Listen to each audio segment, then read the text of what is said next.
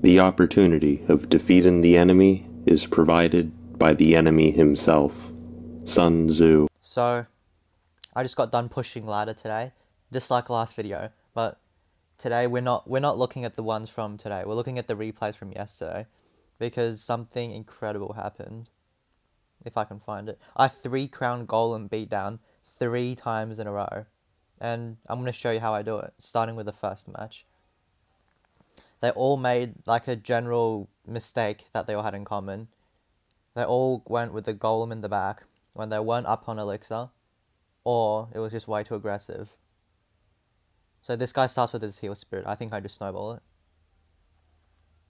And then he goes with his lumberjack at the bridge. Way too aggressive for a golem player. The heal spirit does some work though.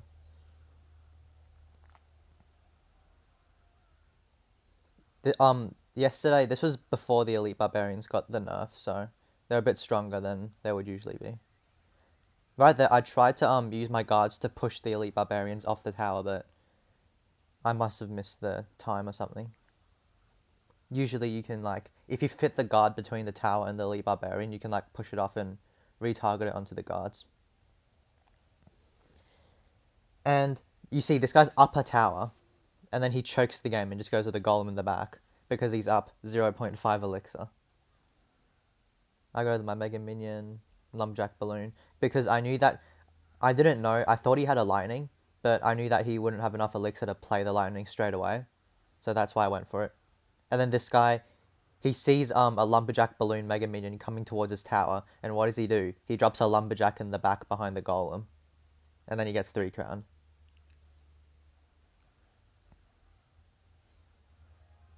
And then he goes with the wow. I go with a good game, and then that's how I 3-crowned the first golem match. Now we'll see the second one.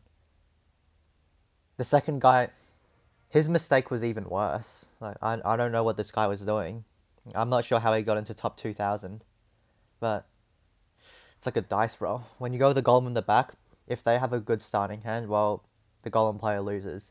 If the golem player has a good starting hand and the other opponent doesn't, then the golem player just wins. Yeah, that mega minion was a mistake right there. Because what it allowed me to do is lumberjack balloon whenever he uses golem, because traditionally in golem decks, the only air defense would be baby dragon, mega minion, and sometimes they have tornado. So assuming, like, I just assumed this guy had tornado, so that's why I went lumberjack balloon, because even if he tornado, that would have taken like all of his tower pretty much, maybe like 400 HP left. But I saw that this guy was supporting his golem even more, so I just went in with the guards and froze. If he didn't drop that Night Witch, I would have just defended, but when they drop the Night Witch, you know they're one of those guys that they're going to go all in with their golem push, so that's how I 3-count the second golem match. Now, this third golem guy, he didn't make an obvious mistake till the end. At the start, he was playing alright, he wasn't going too aggressive or anything, but he gets too impatient at the end, and then he just drops a golem and just loses. Ice Wizard. The Ice Wizard, Tornado, Baby Dragon, Lightning is so hard to break through, but I guess I just saw an opportunity. Right there, I cycled my Dark Goblin because I didn't have my Balloon in cycle, so if he had something like Golem or Graveyard, I didn't want to, like, be unable to pressure if they drop something. They go this and this. I didn't actually think the snowball would kill the Ice Wizard, but I guess it did.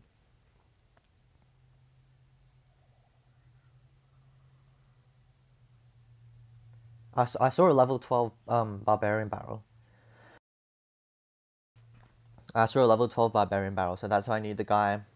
Maybe Golem wasn't his strongest deck, because usually people, if they're playing it as their main deck, they'll have it all maxed out at this level. So right here, the guy did a good thing. He didn't just go with the golem in the back, because that would have cost him the game. Because if anyone ever golems in the back and you have lumberjack balloon, you should just pressure both the lumberjack and the balloon opposite lane. Because they can't lightning it. They'll have to tornado it or mega minion, something like that. I saw Night Witch, and I knew if I didn't pressure, he was going to drop the golem in front, and I wouldn't be able to defend. So that's why I dropped the Lumberjack Balloon. I had to spend a little bit of elixir defending here. It wasn't optimal. I think he takes my tower here. He would have, yeah. I was thinking of snowballing there, but then I realized my tower's already going to die. There's no point, like, wasting elixir trying to defend a dead tower. So instead, I save up that elixir to build a balloon push and take his tower as well. He goes with the golem in the back. Right here, he should have just lightning my push right here. That would have just killed everything. Like, it might have taken his tower still, but it wouldn't have 3-crowned him or anything. His mistake right there was dropping the Night Witch in the back left, because then he didn't have enough elixir to lightning, as well as use the Ice Wizard Tornado. And then he gets 3-crowned. I guess that's like the common trend with Golem, that whenever they lose, it's because they play too aggressive or they do a huge elixir investment, and yeah. And I guess since it hasn't been too long, I'll show the Expo match. Because the Expo play did something very similar. Actually, I'm pretty sure the Expo play was way more aggressive than the Golem players. You'll see. So he goes with archers in the back. The moment he drops his archers, I already know he's playing 2.9 Expo. Because that's the only deck people played in. He drops a knight, so that's already a hint. He's going to go with an Expo in front. Like, I already know. So I drop my lumberjack. And indeed, he does go with this Expo, so I just go with my balloon. I love doing this with Expo. If they go too aggressive at the start, I just rush opposite lane and take their tower, because if you take a tower versus Expo, it's pretty much already a good game. Because whenever they drop the Expo to kill your tower, you can just drop your troops directly on top of the Expo, and they can't do anything about it. So yeah. Expo actually has a hard counter against Balloon, but you have to play it like really defensively, and like, yeah, you can't just drop an Expo at the bridge first play like that guy did. And here I drop my Dark Goblin next to the King Tower, because usually once this happens, they like to put the Expo like in the middle of the map so that you can't just drop it in front, but then you can drop it to the side. And that's why I put my Dark Goblin there. So if he did end up going with his Expo, then my Dark Goblin would actually snipe it before he could drop any other cards down. And if you're in this situation, any time they put a building in the middle, if it's an Expo or if it's a Tesla, you should just drop a Lumberjack Balloon on it. It kills it like instantly, and you're pretty much dropping a Lumberjack Balloon, but they never drop the building at all. Like, they may as well have just not dropped the building.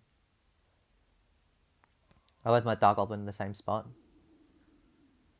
Oh, actually no, I wait for the archers to die and then I drop it here. Because I knew that the Tesla, he put it one tile too far to the right, so it wouldn't pull the Dark Goblin.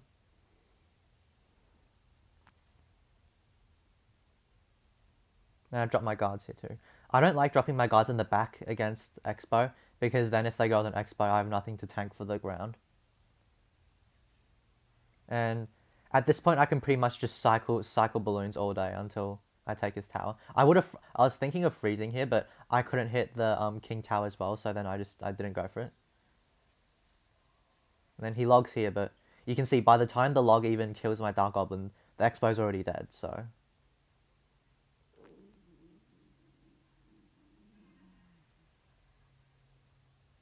And he goes with a fireball here. He misses my Mega Minion too. That was a big mistake, because he needs the fireball for defense. He can't efficiently defend my balloon without a fireball. I freeze here. He cycles back to another one, but the good thing about that is he's already back to another fireball, but I'm already back to another balloon. I'm not sure why this guy keeps logging my tower, because my guards and my Dark Goblin keep getting so much value. I see where he puts his Tesla, so I go in the middle, because that Tesla placement does not pull my balloon. So he has to go with an Expo. So then I just freeze. I don't think that gets hit.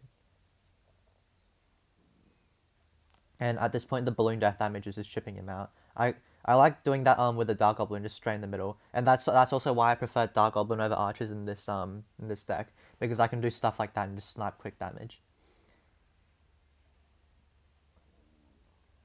Oh, right here, I freeze the archers. I was going to zap the archers and the tower, but he put a Tesla down, and I know that one balloon hit plus one zap actually kills a Tesla, so that's why I zap the Tesla and I win the game.